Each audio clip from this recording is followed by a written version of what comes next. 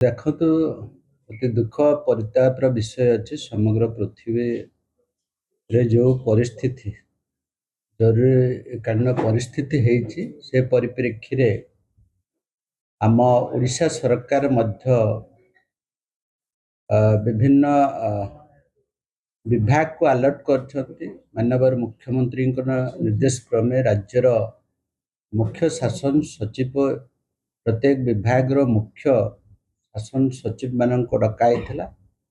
ଏଥିରେ ଓଡ଼ିଶାର ଗୃହ ବିଭାଗ, ଓଡ଼ିଶାର ଶ୍ରମ ବିଭାଗ, ଓଡ଼ିଶାର ଯେଉଁ ଓଡ଼ିଶା ରାଜ୍ୟରେ କାମ କରୁଥିବା ଆମର ପ୍ରବାସୀ ଭାରତୀୟମାନଙ୍କର ସୁରକ୍ଷା ଏବଂ ପ୍ରବାସୀ ଅନ୍ୟାନ୍ୟ ଦେଶମାନଙ୍କର ସହିତ ଯେଉଁ କାମ ଦାମ କରୁଛନ୍ତି, ଓଡ଼ିଶା ପରିବାର ନିର୍ଦ୍ଦେଶାଳୟ ଏବଂ ଆମର ଯେଉଁ INPR ଡିପାର୍ଟମେଣ୍ଟ ସୂଚନା ଲୋକ ସମ୍ପର୍କ ବିଭାଗ ମଧ୍ୟ ଏଥିରେ ଯୋଡ଼ା ହେଇଛି।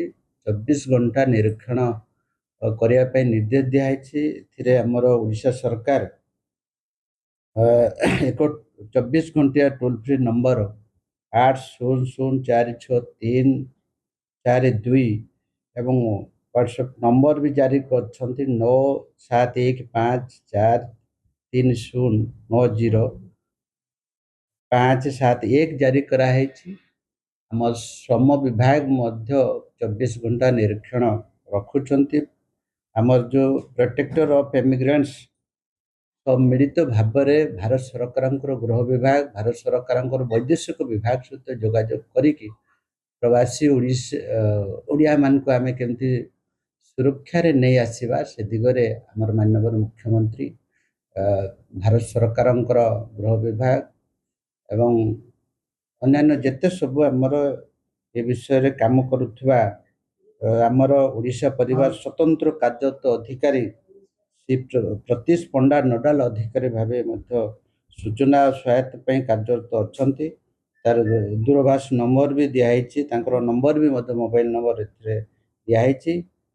ଏବଂ ଆମେ ମଧ୍ୟ ଚିନ୍ତିତ ଆମ ଓଡ଼ିଶାର ଯେଉଁମାନେ ଇମିଗ୍ରାଣ୍ଟସ୍ ବାହାରକୁ ଯାଇଛନ୍ତି ଏବଂ ପ୍ରବାସୀ ଓଡ଼ିଆ ଯେଉଁ ବାହାରେ ସବୁ ଅଛନ୍ତି ସେମାନେ କେମିତି ସୁରକ୍ଷିତରେ ଆମ ରାଜ୍ୟକୁ ଫେରି ଆସିବେ ସେ ଦିଗରେ ମଧ୍ୟ ଆମର ଶ୍ରମ ବିଭାଗ ଏବଂ ପ୍ରିନ୍ସିପାଲ ଚିଫ୍ ସେକ୍ରେଟାରୀ ମଧ୍ୟ ଆମ ବିଭାଗ ତରଫରୁ ମନିଟରିଂ କରୁଛନ୍ତି। ବିଭିନ୍ନ ଦେଶରେ ଏଠୁ ଯେଉଁମାନେ ପ୍ରବାସୀ ଓଡ଼ିଆ ବା ଆମର ବିଭିନ୍ନ ସମୟରେ ଆମର ଇମିଗ୍ରାଣ୍ଟସ୍ କିମ୍ବା ଅନ୍ୟାନ୍ୟ ଆମର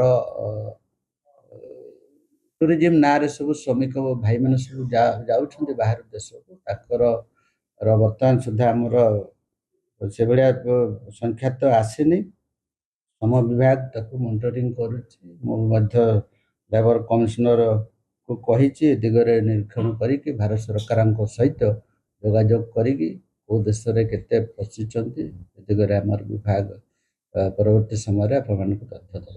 ସରକାର ସଦାବେଳେ ମାନେ ଗୋଟେ ସୁରକ୍ଷା ଏବଂ କେମିତି ସୁରକ୍ଷିତ ହେଇକି ଆସିବେ ସେ ଦିଗରେ କାର୍ଯ୍ୟ କରୁଛନ୍ତି। ବର୍ତ୍ତମାନ ଯୁଦ୍ଧ ପରିସ୍ଥିତି ନେଇକି ଆମେ ମଧ୍ୟ ବଡ଼ ଚିନ୍ତିତ ହେଇକି ଅଛୁ, ଦୁଃଖରେ ଅଛୁ। ଆମର ଓଡ଼ିଶାର ଯେଉଁମାନେ ସବୁ ବାହାରେ ଅଛନ୍ତି ତାଙ୍କର ଗୋଟେ ବି ଜୀବନ ଯେମିତି ନଷ୍ଟ ନ ହେବ ସେ ଦିଗରେ ଆମର ମାନ୍ୟବର ମୁଖ୍ୟମନ୍ତ୍ରୀ କ୍ଲୋଜଲି ଭାରତ ସରକାରଙ୍କ ସହିତ ଏବଂ ଆମ ବିଭାଗର ବିଭିନ୍ନ ପ୍ରକାର ଏଜେନ୍ସି ସବୁ ଅଛନ୍ତି, ରେଜିଷ୍ଟର୍ଡ ଏଜେନ୍ସି ଅଛନ୍ତି, ତାଙ୍କ ସହିତ ବୈଦେଶିକ ମନ୍ତ୍ରାଳୟ ଏବଂ ବିଭିନ୍ନ ଅନ୍ୟାନ୍ୟ ଦେଶ ସହିତ ଆମ୍ବାସଡ଼ର ମାନଙ୍କ ସହିତ କଥାବାର୍ତ୍ତା ଚାଲିଛି। ମୁଁ ଆଶା କରିବି, ଭଗବାନ ପାଖରେ ପ୍ରାର୍ଥନା କରିବି ଓଡ଼ିଶାର ଯେତେ ବି ଯେ ଯେଉଁଠି ଥାଆନ୍ତୁ ସେମାନେ ସୁରକ୍ଷିତ ହେଇକି ଫେରି ଆସିବେ, ଏହି ମୋର ଆଶା ଅଛି।